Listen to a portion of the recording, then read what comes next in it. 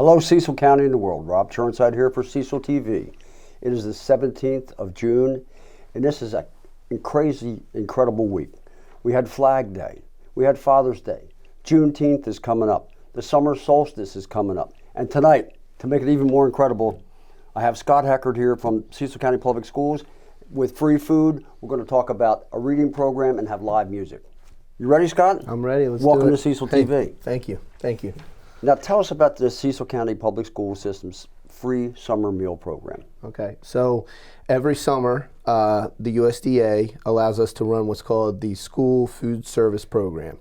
And that program allows us to feed kids over the summer for free in area eligible spots in the county. What area eligibility means is we're able to tie that location back to a school that has a 50% free and reduced meal rate. Right.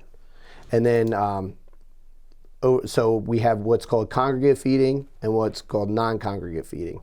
For our congregate feeding, what that means is we have sites throughout the county where kids can show up daily at a designated time and receive a free lunch. The free lunch has to be eaten on site, but it's free nonetheless. And some of those sites include the YMCA in Elkton. We're in the Lakeside neighborhood in Northeast.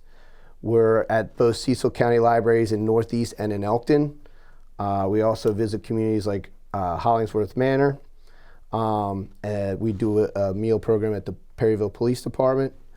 And then we also are happy to be on board with Port Deposit at the community connecting us at the community center there on Main Street. And then we're also going to be down in the Cecilton Earlville area where we'll be doing our non-congregate feeding.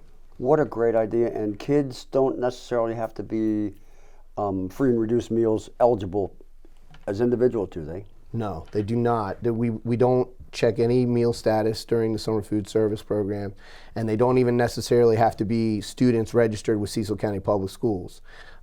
They could go to any school in Cecil County and still be able to partake in the meal program. I remember when I was a kid, I had three favorite subjects when I was a little kid. Recess, gym, and lunch. So now kids can go to lunch with their friends and enjoy that. Absolutely. And, as we know that food insecurity is a big problem throughout our country, so this is a great way to make sure we reach out to those kids that really depend on school lunch during the school year, and we're able to connect with them over the summer. One thing that I did want to point out to go into a little bit more detail is the non-congregate feeding. We talked about the congregate. The non-congregate feeding is really awesome. During COVID, when schools were shut down, we did this non-congregate feeding where folks could go to a designated area and pick up meals for the week. We're able to do that again in what's called a rural designation. And we already have set up down in the Earlville area. We'll be at Cecilton Elementary on Tuesdays. Right after Cecilton Elementary, we'll be going to Crystal Beach. We'll be at the pavilion there. And then after we leave Crystal Beach, we'll be at Hacks Point. That's every Tuesday. Now I noticed on Tuesday that you have time slots. So for example, Cecilton's 4 to 4:30. Correct. And then you move down the line, 4:45 to 5:15 Crystal Beach, 5:30 to 6 at Hacks Point. Correct. So we'll be hitting all three of those spots on Tuesdays, and then on Wednesdays we'll be down in Port Deposit at the community center there on Main Street, and that'll be from 4:30 to 5:15 every Wednesday.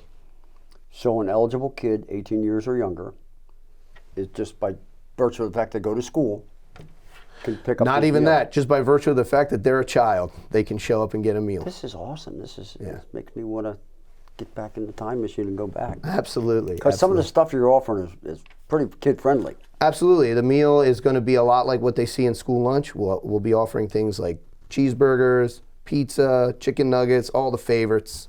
We'll throw in a peanut butter and jelly, a turkey sub. We like to mix it up, but a lot of the top favorites that they get during the school year, they will see during the summer months as well. That sounds great. That sounds like a real winner, and I'm sure it may even inspire some kids to do some summer reading. I sure hope so. We are going to be inviting some of the, so the bookmobile will be showing up periodically at a lot of our congregate sites. So if you stop by one of those sites, keep your eye out for the bookmobile. We also reach out to different community services like the Judy Center and things like that to come and participate at our summer sites to provide resources not only for the kids but also for the parents as well. Well, as director of student food and nutrition, correct? That's Director of Food and Nutrition. You're going to keep a few folks within your workers in your program working over the summer? Absolutely. We got a team of about 12 people. And feed a lot of kids too. Absolutely. We're excited. That sounds great. Thank you for having me. Pleasure.